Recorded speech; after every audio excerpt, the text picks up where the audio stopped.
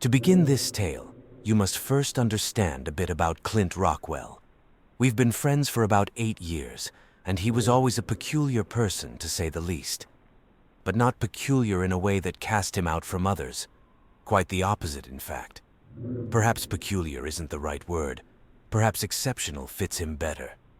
If I were to quickly summarize Clint's life, it would go something like this.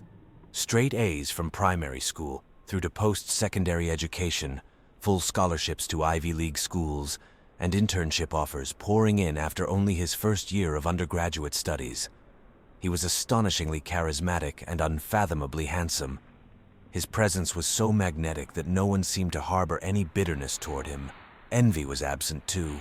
People merely admired him, almost reverently. Despite being inundated with invitations to parties, numerous attempts at friendship, and a horde of girls throwing themselves at his feet, Clint chose to remain a loner. In fact, I was one of the few people he ever spoke to. Why he chose me as an acquaintance I couldn't tell you. It just happened. And let me assure you, I was as average gets.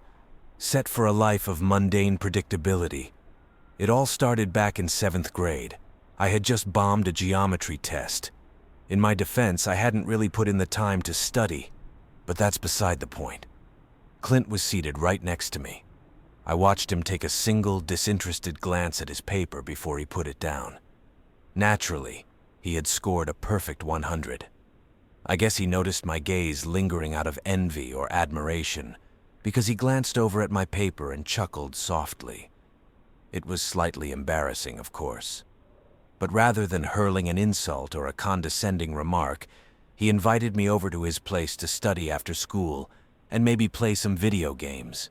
I agreed, and that was when I started to get a glimpse into his ideals. You see, Clint was never satisfied with anything. I vividly remember our conversations about what we wanted to achieve in the future. I rattled off the typical teenage fantasies, buying a Lamborghini, owning a sprawling mansion in Hollywood, and of course marrying Megan Fox. Yes, I was that cliché. But Clint, he was different. He aspired for something far beyond the ordinary. Adventure, he once told me with a gleam in his eye. Going somewhere uncharted, discovering something new, something that nobody's ever seen. At the time, I didn't quite understand what he meant. What, like Jupiter or some other planet? I quipped, half joking. He just chuckled. Maybe, something like that. At that time, I couldn't fathom why he would want to venture into space. Nothing's up there, I told him. What's the point? He simply gave me an amused look. But it wasn't one of condescending superiority. That wasn't Clint's style. He understood that I couldn't quite grasp his vision, but he didn't hold it against me. Think about it, he continued. People's lives have become lackluster. When we have all the comforts in the world, everything turns into structure, routine, nothing new. Our destiny is decided by the time we're out of college. Who the hell wants to get caught up in the rat race and just chase monotony day to day? That's the worst possible outcome. Look, that's why we watch movies and read books. Escapism. We're searching for stories that are infinitely more satisfying than the ones we're currently living in. I mean, what do we really have to look forward to? He often spoke in this manner, but it never sounded suicidal. It was something else entirely. This man was driven beyond comprehension, and I could see it. Yet, to be honest, I couldn't tell you what he did during the long hours he spent alone in his room. He never spoke about it. By the time he went off to Caltech and I headed to Penn State, we began to drift apart. In fact, after the first year of his master's degree, he stopped talking to me altogether. He stopped talking to anyone, actually. When he didn't come home for spring break, his folks called the cops. Apparently, he'd stopped attending classes as well. They searched for him, but there were no leads. It became a cold case going nowhere. However, I do recall the last communication we had. He'd sent me a message on Facebook. This is all it said. Do you want to be part of something? It's a project I'm working on. I can explain more later. I responded, asking for specifics, but he never replied. That was the last I'd heard from him for about 7 years. That was until he knocked on my door in the middle of the night just hours ago. At first, I wasn't going to open the door. These kinds of scenarios never end well. However, that's when I heard my name being called by a voice that was distantly familiar. I couldn't believe my ears. I peered through the peephole and saw what appeared to be a homeless man. He was clad in dirty, tattered clothes with a mass of a beard and a generally unkempt appearance. But those eyes, those unmistakable eyes, I recognized them instantly. It was Clint. I opened the door, greeting him in disbelief. But before I could bombard him with questions, he stopped me. "Look, don't freak out. I'll explain everything. Maybe let me shower first, though."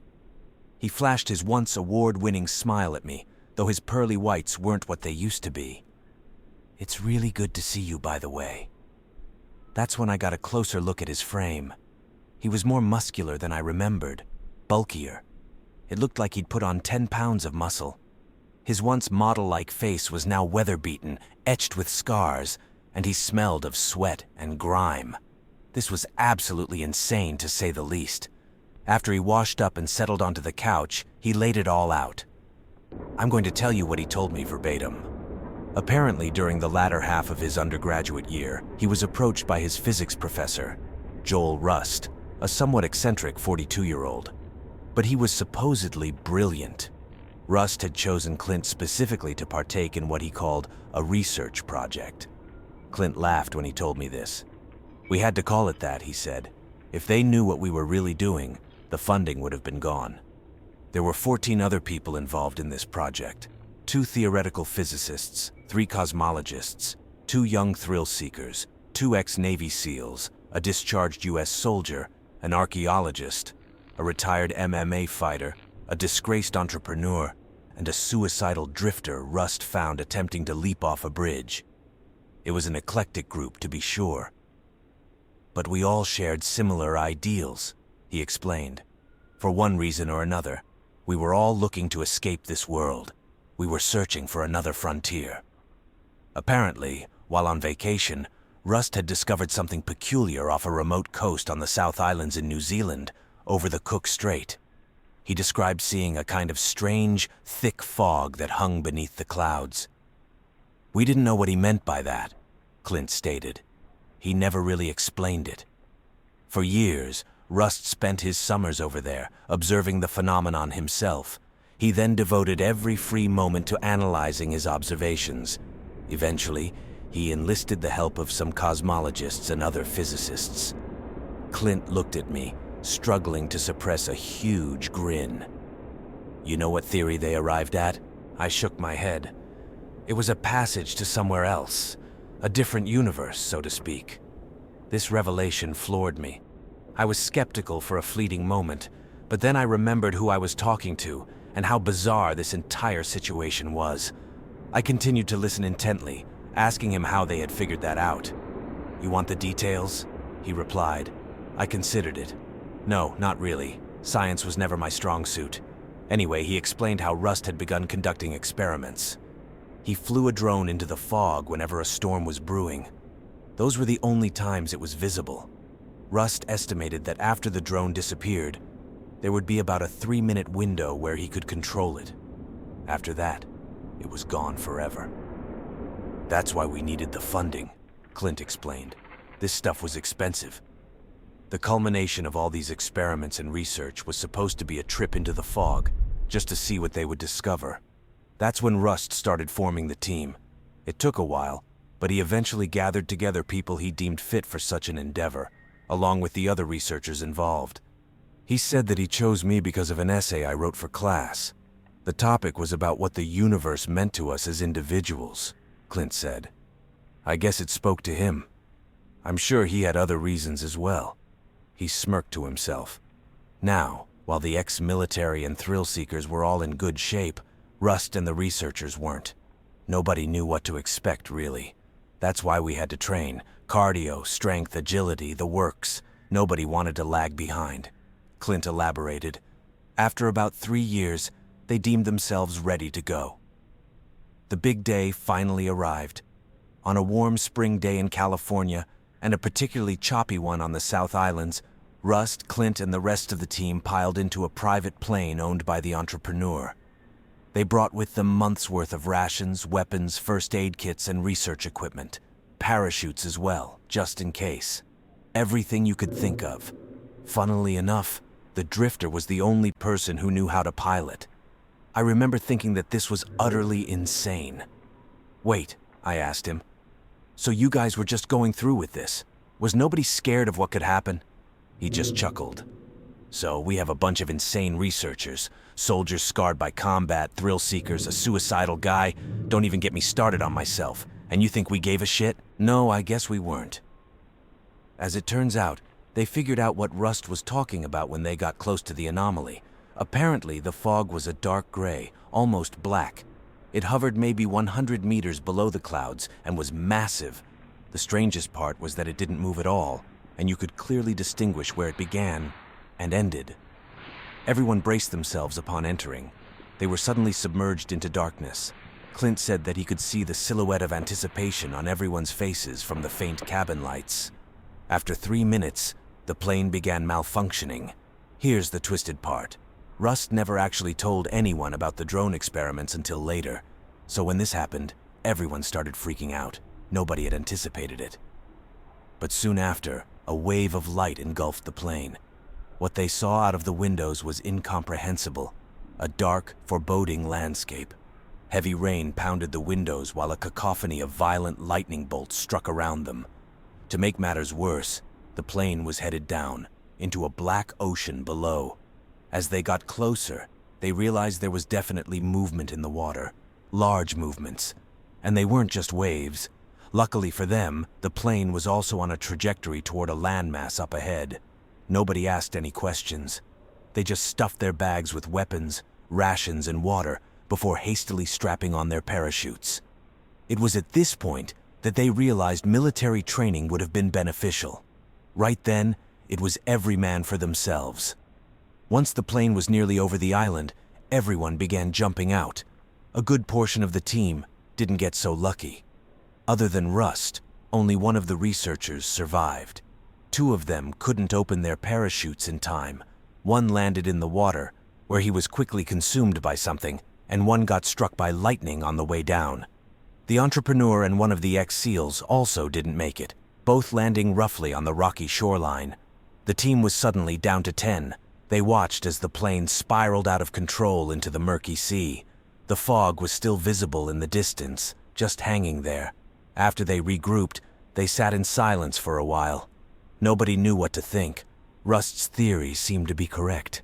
The island itself was reminiscent of tropical ones you would find on Earth, except for the trees as tall as apartment complexes and the fact that the sky was always cloudy.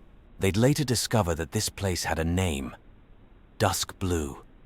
Another peculiar thing was that the lightning never struck land, only the ocean. Good news for them. They started making their way into the jungle before them. With nowhere else to go, this was their only option. Among them, they'd managed to salvage 6 pistols, 4 machetes, an assault rifle, and a shotgun. No reserve ammunition, though. They'd also concluded that they had about 5 days' worth of food and water for all of them. As they traversed the land, strange and inexplicable things began to occur. The MMA fighter, Duke they called him, went to relieve himself in some bushes at one point. About 30 seconds later, he came running back to the group, freaked out and hyperventilating. Everyone tried asking him what had happened. That's when they looked at the clearing he had come from. Duke was standing there, with a blank expression plastered on his face, but he was also with them. Then, out of nowhere, his copy began sprinting backward into the woods at a torrid pace. Another occurrence took place when they encountered what looked like a void floating in the air before them. It was literally a door-sized black shape that was devoid of anything. One of the thrill seekers, Jeff, stuck his hand into it for a few seconds before pulling it back. He could still move it, but it had become completely numb. It stayed that way. Apparently, one night they woke up to the sound of shells blasting in the air. Lauren, the archaeologist, was shooting at something just a few meters away from where they were sleeping. Clint said it was hard to describe. Something along the lines of a massive spider-human hybrid. The shotgun didn't affect it. It simply crawled away. God, this sounds like a fucking nightmare. Is this what you wanted? I asked him, genuinely curious. I mean, yeah. This is exactly what I needed." His words were sincere. I guess it didn't matter that I couldn't understand him. He understood himself. He continued. 3 days passed, and they were still in the jungle. They didn't know where they were heading, but nobody wanted to admit it. Rust and the cosmologist continuously recorded their observations while everyone else grew increasingly antsy. They were running out of food. The other thrill seeker, Clint forgot his name, was starting to go delirious. They'd seen a small creature that vaguely resembled a chicken, and he'd tried attacking it with a machete. Unfortunately, his throat was instantly slit upon making contact with it. Nobody went near any wildlife after that. It seemed hunting for food was now out of the question. Urgency was mounting. At night, they'd start hearing horrific, unrecognizable sounds all around them. Once they woke up to see a pale, humanoid creature with no facial features sitting cross-legged just a few meters away. Suddenly, the skin on its head peeled back to reveal a singular, monstrous-sized eye. It only needed to blink one more time before everyone hightailed it out of there. They also encountered a strange hole in the ground at one point. It was about the size of a basketball. The other ex-SEAL, whose name Clint also forgot, walked up to it for a closer look. Cautiously, he peered into it. About a minute passed, and he still hadn't moved. People started shouting at him to leave it, but he ignored everything. They tried prying him away, but he wouldn't budge.